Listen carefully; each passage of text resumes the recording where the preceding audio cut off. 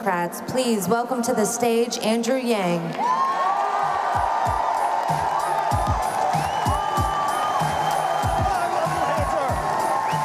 Hello, New Hampshire! I love you guys! Oh my gosh! That's what I'm talking about. An arena full of Yang Gang. So much love. So much love, New Hampshire. Woo! I love you all too, New Hampshire. I love you all too. How many of you know that I went to high school here in the state? Raise your hand if you knew that. I went to Phillips Exeter Academy. I graduated in 1992. They just had me back a few months ago. When I was honest, I said I have not been back in a long time because I did not enjoy my time here. And at that, the student body erupted in applause, and I was like, oh my gosh, I guess something's never changed. After I graduated from Exeter, I went to Brown University, not that far from here. I became an unhappy corporate attorney, and then an entrepreneur that had a mini rise and maximum fall, but I stuck with it. I did well in business, and then when I saw the country was heading in the wrong direction, I started a nonprofit that helped create thousands of jobs around the country in places like Detroit, Cleveland, St. Louis, Baltimore, New Orleans, and Birmingham. Thank you. And it was during those 7 years that I got a first-hand look at why Donald Trump is our president today. It's the biggest question that Democrats need to answer in 2020. If you turned on cable news, you might think that he's our president today because of some mixture of Russia, racism, Facebook, the FBI, Hillary Clinton, emails, all sort of mixed together into some kind of brew. But I'm a numbers guy, and the numbers tell a very clear and distinct story that the reason why Donald Trump is our president today is that we automated away 4 million manufacturing jobs in Ohio, Pennsylvania, Michigan, Wisconsin, Iowa, all the swing states that Donald Trump needed to win. How many of you have noticed stores closing where you live here in New Hampshire? And why are those? Look around you, that's crazy. But it's normal. It's unfortunately no longer crazy. Why are those stores closing here in New Hampshire? One-word answer. That's right, Amazon is soaking up $20 billion in business every single year. And how much is Amazon paying in taxes in return? Zero. 20 billion out, zero back, that is the math. They are paying less in taxes than everyone here in this arena. I can say that with absolute confidence. When you all call a customer service line of a big company and you get the software, the bot, what do? 000, human, representative, until you get a human on the line. I do the exact same thing. But in 2 or 3 years, the software is going to sound like this.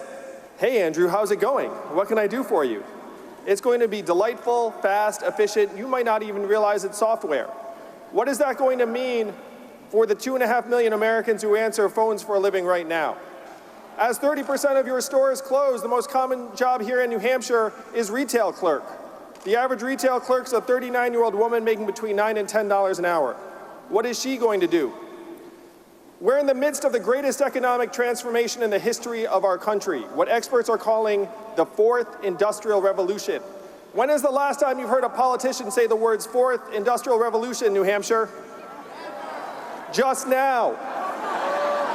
And I am barely a politician.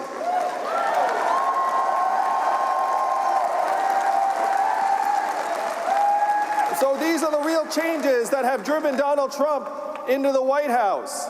We decimated millions of manufacturing jobs in the swing states, and now we're doing the same thing to retail, call centers, truck driving. It's going to be a buzzsaw through the economy. And unfortunately, the people in DC want nothing to do with it. Trust me, I went there first. My first move was not to run for president. I'm married, I have kids. So the question is, what are we going to do about it? What is the answer that Democrats are going to present to the American people? What is the economic vision? If you've heard anything about me, you heard something like this. There's an Asian man running for president who wants to give everyone $1,000 a month. Remember that? And the first time you heard that, it sounded like a gimmick. But then you dig into our country's history and you find it's a deeply American idea. Thomas Paine was for it at our founding. Martin Luther King championed it in the 60s, and it was what he was fighting for in 1968 when he was assassinated.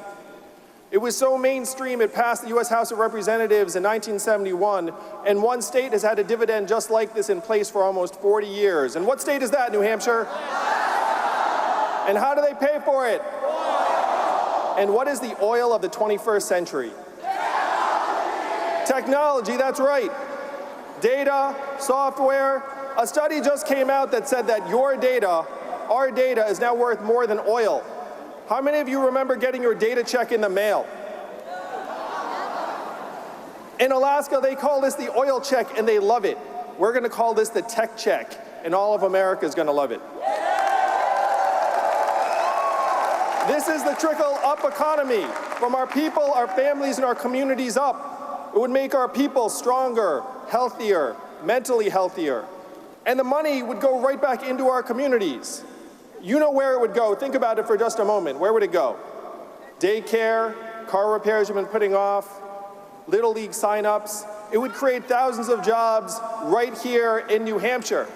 This is the trickle-up economy, and this is the vision we have to present to the rest of the country as quickly as possible. I am candidate number 19 up on this stage today. Oh, that's great.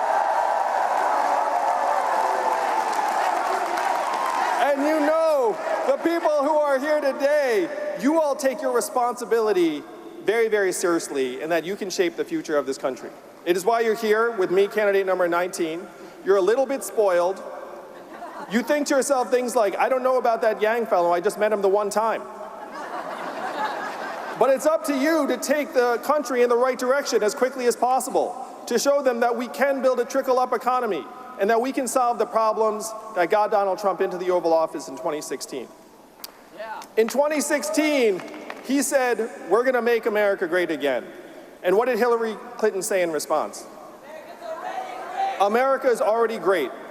And that did not work out. He got the problems essentially right, but his solutions were the opposite of what we need. His solutions were, we're going to build a wall, we're going to turn the clock backwards, we're going to bring the old jobs back. We have to turn the clock forward. We have to accelerate our economy and society as quickly as possible. We have to evolve in the way we think about work and value. And I am the ideal candidate for that job because the opposite of Donald Trump is an Asian man who likes math. Thank you, New Hampshire. Thank you, New Hampshire. I love you.